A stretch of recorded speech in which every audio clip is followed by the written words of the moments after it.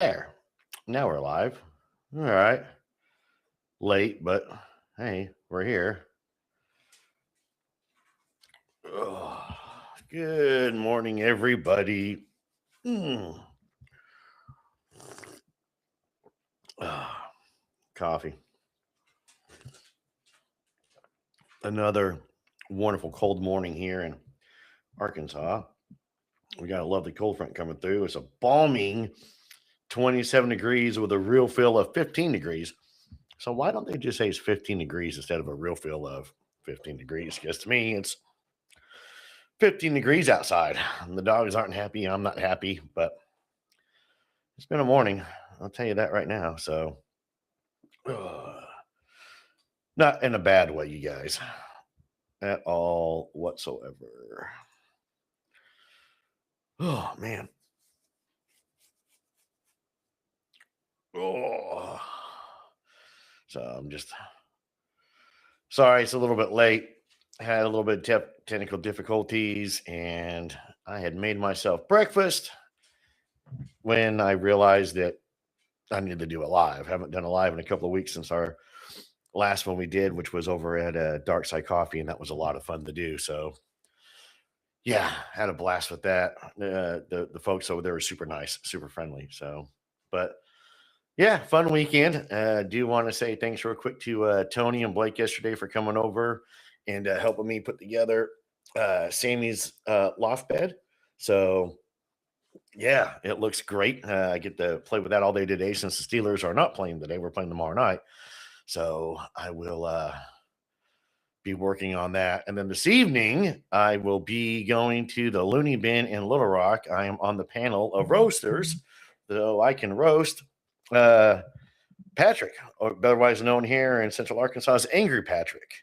And I'm absolutely excited for the opportunity to be able to do that. So that's what I'll be doing this evening. If you're out and about, you guys, I think it starts at 6. So yeah, come on out to the Looney Bin this evening. That's where I will be at. So, but doing the roast. But again, to the Tony Blake, thank you guys very much for helping put together the um, loft bed. So that meant a lot. I look tired. I'm not gonna lie, I do. I absolutely look tired.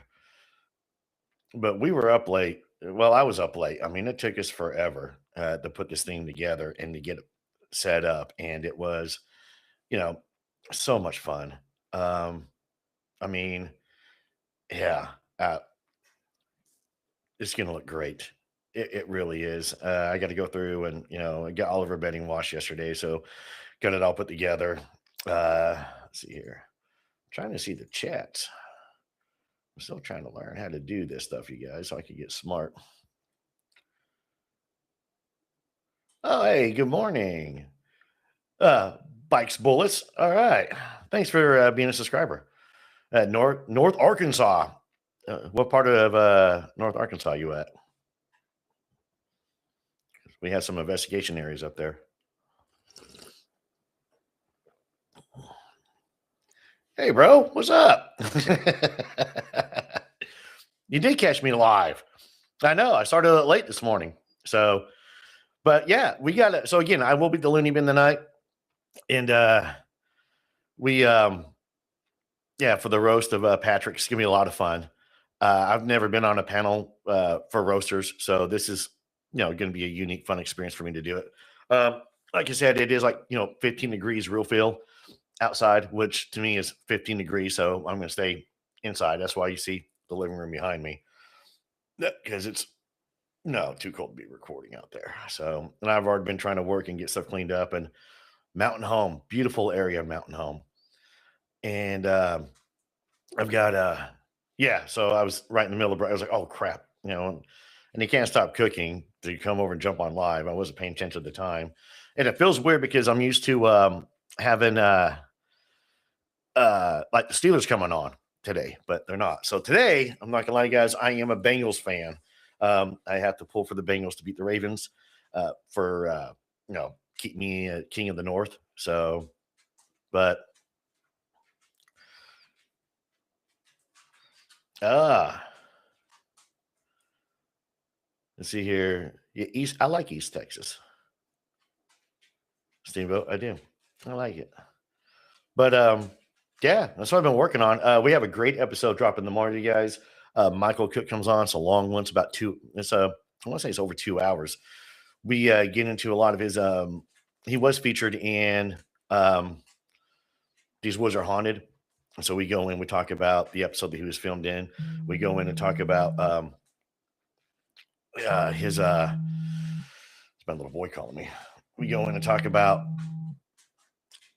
his books and research and everything that he's done. So, like I said, it's a really good episode. It's audio only. That's what he preferred to do. So that's how we have it set up. But I've got him coming on. His episode drops tomorrow. We're going to do another one on Keegan. What's up? Fallon, good morning. We've got another episode I'm dropping on Thursday. It's going to be a Thursday episode. It's with one of our local Ghostbusters here, Charles. So look for that one on Thursday. But again, tomorrow's Michael Cook. And then Thursday will be Charles from the Ghostbusters group here in Central Arkansas. And we've got a whole bunch lined out and what we're working to get. And that's what's taking place. So good morning, Miss Monsters and Mullets. I know we're doing a late one this morning, guys. Taking the high strangeness. I do like, yeah. You know, I think that there's a lot more of the high strangeness and everything out there than people realize, especially in their areas. And Keegan, I was actually having a conversation about you yesterday, believe it or not. So in a good way, talking about you. So, but let's see here. Other big news we got coming up. Let's say we've got, we are doing a live show and a meet and greet in one of Arkansas's most infamous haunted locations coming up on January 14th. When you discover these hairy hominids are real. Yeah, I can. Well, I'll cover that here in a second. Bikes Bullets. Let's see here. Let me go to my calendar real quick because I'm tired, you guys. I mean, it was putting together that loft bed yesterday wore me out. Again, thanks, Tony and Blake, for helping out. Yeah, on the 14th of January, though, we're going to be at Four Quarter Bar in North Little Rock, the Argenta district, from 6 p.m. to 9 p.m. We're going to be having the Chupacabra. No, it wasn't the Chupacabra. But we're going to have Chumming with the Spirits are going to be there as well. Larry and JD are coming down from Kansas City to hang out with us. It's a super haunted location. I've had an encounter in there. The staff has encounters in there all the time. The owner knows it. And Conan, who is probably one of the nicest guys you'll ever want to meet in the whole bar scene, restaurant scene here in Arkansas, great guy. And we've been trying to get together to do something like this. So we're pretty excited about it. So we will be set up at Four Quarter on the 14th. And again, we're going to go live sometime during the 6 and 9 p.m. hour. We'll be live on Facebook and on YouTube. So that way, you guys get a chance to see, and if you guys aren't able to make it and everything for the event, it'll be a lot of fun.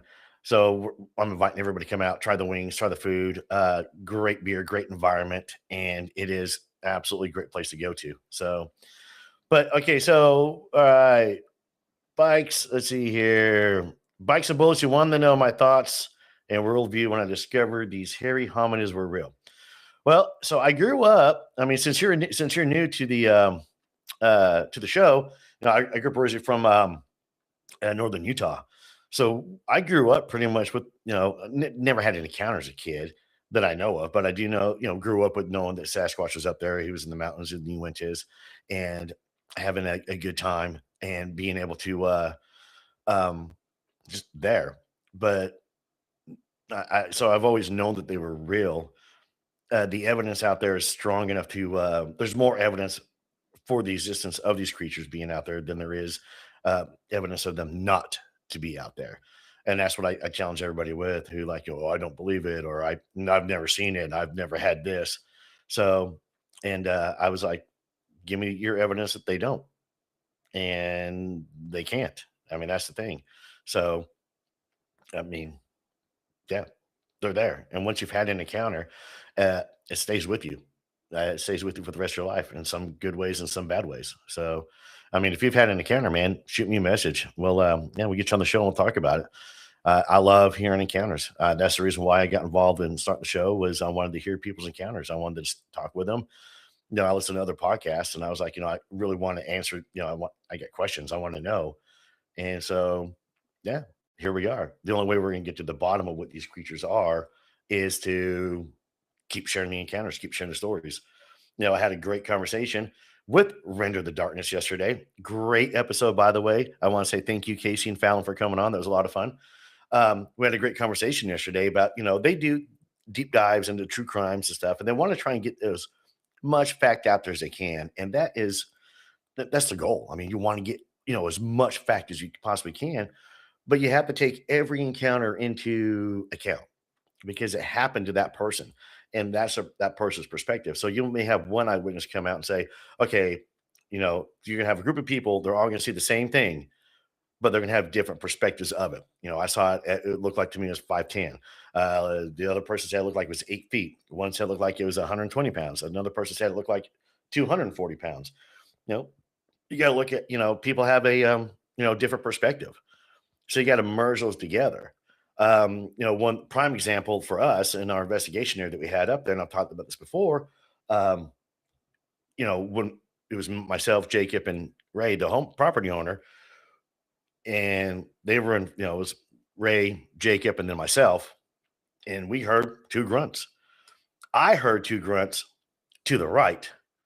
They heard grunt left, then right.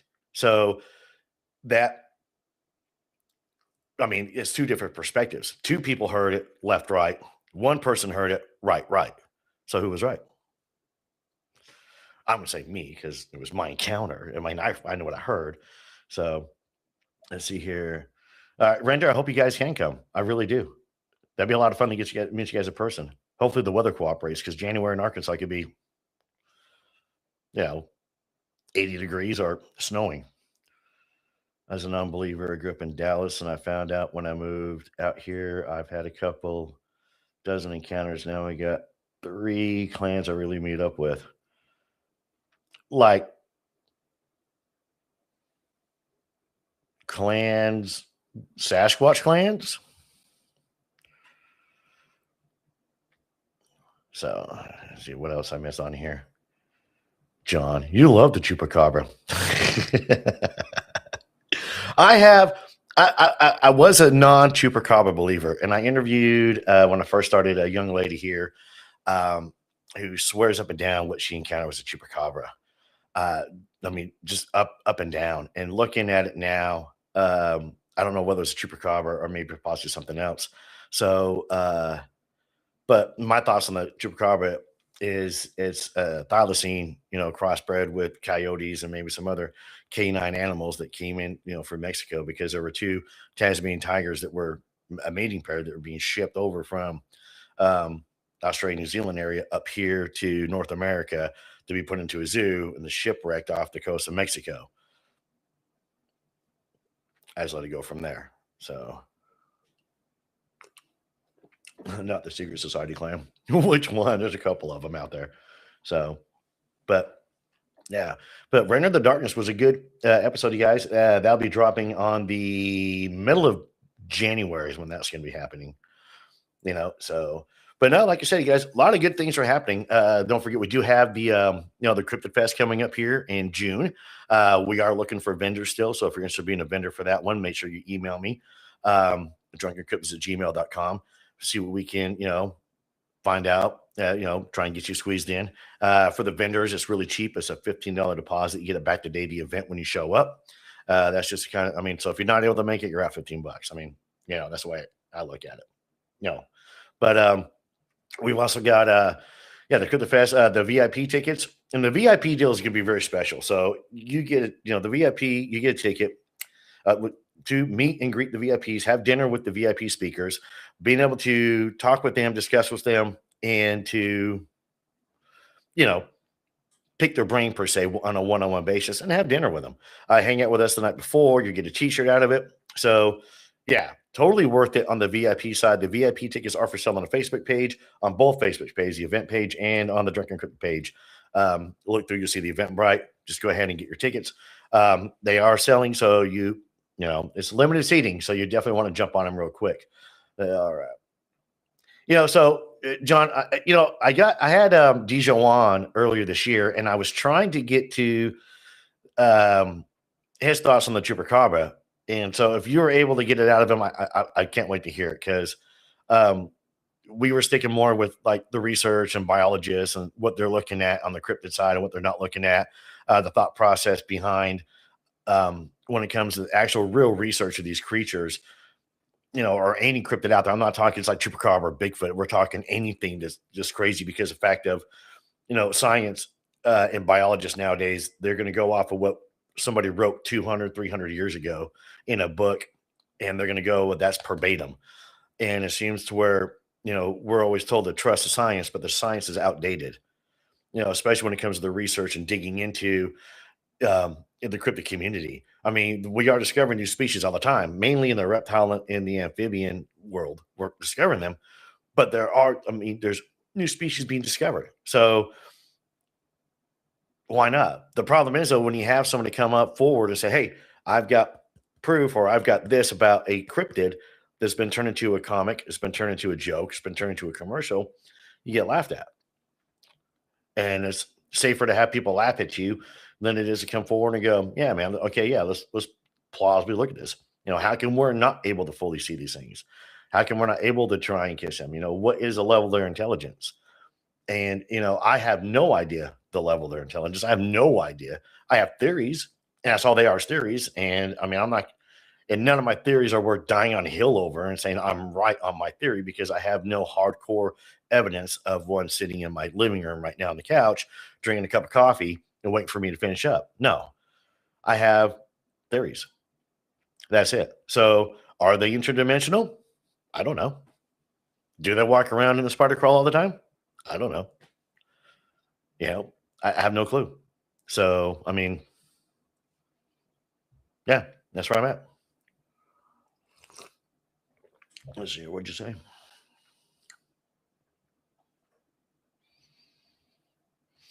Yeah, with the dolly, he did. I mean, so John, which is awesome. I mean, Dijo is a super nice guy, and he takes his research very seriously, very, very, very seriously, to where he's not trying to be laughed at or anything, but he knows he is going to. Um, but of course, I mean, he's invited us to come out there and check it out, and I'm all excited about the possibility of us going to India. John, you and me in India, that'd be hilarious. I'm just saying. That was trouble, John, you and I would get into if we were in India together. I've been to India once, but never as a civilian. So this will be a lot of fun. Buddy of mine found a skull recently, and he showed me a picture of it. And it's not a bear skull, but it resembles one. Google AI said it was Shasta ground sloth extinct. So the cool thing is, though, is um, on the ground sloth, very strong possibility. Yeah, they did go extinct, about 11,000 years ago. So it's yeah, and it looks like it might be a couple years old. Well, the thing on that one too, though, is where was it found at? How long was it preserved? So I am not a forensic expert, so I can't look at a skull and go, "Oh, that looks recent." No, I can't do that. Um, that's where my honesty comes into place. That's where I'm never going to come across to anybody as an expert at all whatsoever. So, um, if I was to find evidence like that, I would have to take it to experts and get their expert scientific, opinion. But that's why I look at it. And then the spider crawl. So the spider crawl theory that I have, and I don't know if we talked about it yesterday or not, but I have a theory that where they move more. We did talk about it. They do move more into the spider crawl aspect, as opposed to doing the an upright, and that's based upon 90% of the encounters always start off with it stood up, it stood up, it stood up. Now there's the other 10% too, though, to where they see it walking, they see it in trees, which is fascinating to see them in trees. Those encounters. But again, too, though, wouldn't surprise me one bit. So, good morning, Sloan. How are you? Is it in the back of a junkyard? Yeah, you'll have to email me or something on that, Steve. But I kind of want details on that. That's fascinating. If you got a picture of it too, email it to me. I kind of want to see that now.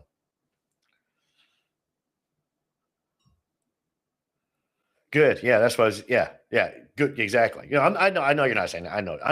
I know you weren't saying you were an expert. I'm just saying I'm not, so I couldn't give my opinion on it. So like Sloan, his first episode that we did with possible dogman encounters down there in Alabama, and the neighbor's dogs being slaughtered by something, and the pictures and everything that we had. We just recorded just part two, and we dig more into it. I just show the pictures to drunkencryptids at Gmail. Here, I'll type it in.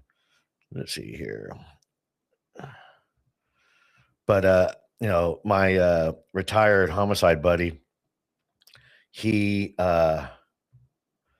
ended up looking at it and wasn't able to tell anything either. But that episode will come out. Let's see here. I'm typing in my email. Let's see here. I don't know if it popped up or not. Yeah, look at that. Oh, there it is. Yeah, drunkencryptids at gmail.com. But yeah, so good morning, Tyler. How are you, partner? So, yep, I take the evidence as it comes and goes. Simple as that. That's easy enough. I try. Look, I'm an old Army guy. I got to keep things simple. I mean, can't keep it complicated. I don't have Tommy around all the time to babysit me on the, technology side of the house. And thank God I've got Tommy to babysit me when I need him to, because, oh, God, it's crazy. So, but everybody else staying warm. Everybody ready for Christmas? Y'all got your decorations, everything up, your Christmas shopping done? Hey, good morning, bro. I was talking about you yesterday too. No, but Keegan, I was talking about Billy the Kid. So as I was talking about you earlier, Keegan, I was talking about Billy the Kid in New Mexico, and to my buddy Blake, it was helping me put the loft together. So, but again, guys, I do apologize for coming in late. I'm not gonna lie, I completely forgot all about it. I really did, and I was right in the middle of cooking me some breakfast when it hit me, and I was like, "Oh crap!" So I hurried up and ate, and got everything set up. Let the dogs out. I mean, they only go out for a minute because it's cold. I mean, their water bowl's freezing as soon as I put it out there. And that tells you how cold it is outside right now. So today is definitely a day to have the fireplace going, and have the coffee and the hot chocolate and some coffee stout beer later on, and just enjoy football. My team's playing tomorrow night, so go Steelers, obviously. So is everybody though? They're ready? I know I am. I'm all done. I got all my shopping done. Everything's done. Now I have to wrap the gifts for the kids. So except for Sammy's, I think we could get a bow and just put it on the side of the bed. So when she comes here, she'll it'll be right there. Like Merry Christmas. So appreciate it, Steamboat. But here's the other cool thing, guys. Who does Elf on a Shelf? Anybody? Elf on a Shelf? Kids? Just out of curiosity, how many people do it? So let me hit you with a scary theory that I learned too late about the Elf on a Shelf. And to be honest with you, I wish I was that lady, because man, I'd be making a ton of money. What a great marketing idea. I mean, yeah, Steamboat, I'll take a look at it when I get done going live. Not anymore, Kristen. All right. Yeah, so my little boy is all about the Elf on the Shelf. He is all about it. He is.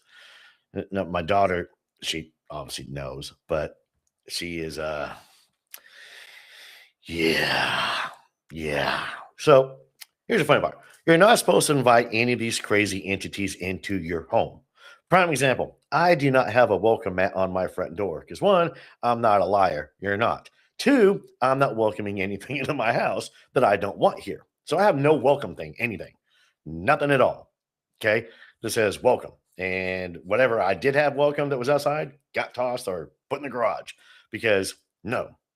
So elf on a shelf idea, if you think about it, you're inviting an elf into your home. Now, by the time that I was avoiding the elf on the shelf all the way through, and my little boy's mom started it, and so I had to carry it on, be like, no, that elf ain't showing up at my no, it's for the kids, obviously. But I was trying to avoid it for as long as possible. So I have the elf on the shelf. And that thing is annoying as possible because you forget about it. And bikers welcome. That's awesome. Um, but yeah, yeah, it's where like last weekend and I set something funny and for it, and sure enough, that morning I forgot all about it. And the first thing he said goes, he didn't move. I was like, oh no, maybe we touched him. Maybe we did this. And so my daughter came there and she goes, maybe we put cinnamon with him or something like that. I was like, oh God. It worked. I mean, moved him later on that day and he goes, yay. But we have a Steeler one that we only break out for the Steeler games. And when we go down to Old Bart's to watch it with the fan club, I'll set him up. I'll hide and set it up. And then, my son, he gets, oh my gosh, he's here. So he, we were cleaning up after the game last week, and Jacob grabbed him, and Ben has not recovered from that yet. To where because the elf only shows up for game day, so he's all scared that the elf's not coming back. So I got to take a picture of this damn thing tomorrow. You know what I mean? For game day for him. So I just curious whether or not everybody else did the elf on the shelf thing. Our doormat says there's no reason for you to be here. Exactly. Mine says uh, these aren't the droids you're looking for. I have a Star Wars one, so that's what mine says. Um, yeah, Steamboat, all I can see is a thumbs up, a square, and kind of a evil laughing face, I think. Uh, I don't know. No elf on the shelf here. That's a good thing. All right. I do boat in a moat. Boat in a moat. Oh man. But yeah, I'm trying to think what else we got going on. Yeah, I know that Chris has been digging into Toltec mounds here. I've been digging into Toltec mounds here. I've been we're working on putting together some video, actual on location video for it. We're looking for we're going to do a really good deep dive into the history of the Toltec mounds here in Central Arkansas.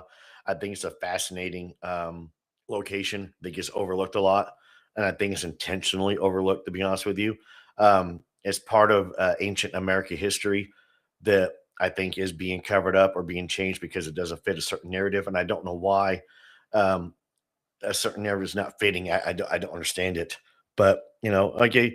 And you're right. Things that fathers do for their children. You're right. Yeah. I mean, a lot of people don't give dads credit for what we do, but we do a ton. All of us single dads out there, man. I mean, yeah. All the other dads too. You're not. I know. I see you, buddy. You're kicking ass. I mean, my buddy Don, man, he's definitely not single, but man, he is all about his kids and he does everything as much as possible for his kids. And I mean, from soccer to basketball to volleyball, I mean, school activities, everything. So, you know, yeah, props to us dads. And we don't get enough credit as it is. But again, too, though, if we did, we wouldn't be dad. That's just how it works. But with the Toltec, so ancient American history, I don't know why it's being covered up. I don't know why it's being hidden. The other night, I was helping Sammy with her homework, and it was on ancient Egypt. And I love ancient Egypt. I'm shaking the table. I love ancient Egypt. Very, very fascinating to me. And one of the things that they're talking about was, people building the pyramids. And one of the projects she had to do is, if she had to build a pyramid, what she would do. And she was kind of explaining, I was like, okay, so I had to ignore it first. And I was like, okay, go on. And she was like, well, this is what would take place. And, I'd look like this. And I was like, okay, I see that. All right. Yeah, all right. But when you was going through and I was helping her out with some of the questions, they keep bringing up that, the pyramids were built as tombs for the pharaohs. And I was like, no, no, we've known this for 100 plus years. And I mean, why are we still teaching the fact of the matter that the pyramids are tombs? They're not. They've never found one, one dead body, one mummified dead body, anything at all resembling a tomb in the pyramids? Nothing. Nothing at all. But yet they're still claiming that they were built as tombs. So it's just kind of funny how, history gets rewritten and gets changed to fit a certain narrative. Again, as I stated earlier in the show, based upon people who wrote books 300, 400, 500 years ago. Just saying. I mean, we're still going off of that science, and, be honest with you, the earth is the center of the universe and the sun rotates around us, not the other way around. Yes, I went there. And the world is flat. It's not. It's round. So, yeah, kudos to them dudos. I agree. All right. Well, you guys, I'm getting ready to wrap it up. I know it was a short one this morning, just about 30 minutes or so, but, kind of talking to myself. Well, I'm talking to y'all, but I don't have anybody kind of hanging out. And I got to get stuff cleaned up. Again, I got to be at the Looney Bin tonight, 6 p.m. Don't forget if you're in the area, come on out. It's $20 to get in. Get a chance to meet me, get a chance to meet Patrick. A whole bunch of people that are involved with the Patrick and the People show. A bunch of us that were involved with Patrick before he was with Patrick and the People. So, it's a big honor to be a part of that and be able to go and, and I don't think I'm actually going to roast him. I have a hard time roasting my friends. I can to a point, but publicly I can't do it. No, with a group of friends of us hanging around, we'll crack jokes, cut into each other. That's what friends do. But I think for this, I'm going to set it up to where I go last because I want to end it on a positive note. And I have nothing but a lot of nice things to say about, Patrick. So, but yeah. All right, guys, I will be back again next week, though. Another live show every Sunday morning, generally around 10 a.m. Central Time. Sorry, this morning was late. But yeah, I'll be doing this again. Hopefully the will be better so I can be out in the studio. I missed the studio. So it needs to warm up. I'm ready for it. So, hey, man, Steamboat, thanks for subscribing, man. Shoot me an email, man. Check out the show. I think you'll like it. If you're into the cryptids, paranormal, and all the woo stuff, and not only my show, I think you'd like it, but my friend Miss Monsters and Mullis right up above in the comment section as well. Check them out. Check out Some of the Spirits. Check out Nevermore Hollows. Check out the Cryptid Podcast. Check out Crypts of the Corn. I could go on and on and on and on and on. There's so many. Yeah, hit that like button, y'all. God, I feel like a tool every time I say that. I'm like that. Don't forget to like and subscribe and share. So, but no, guys, I appreciate you very much. Tune in to everything. And man, here's the Missing Good Beer.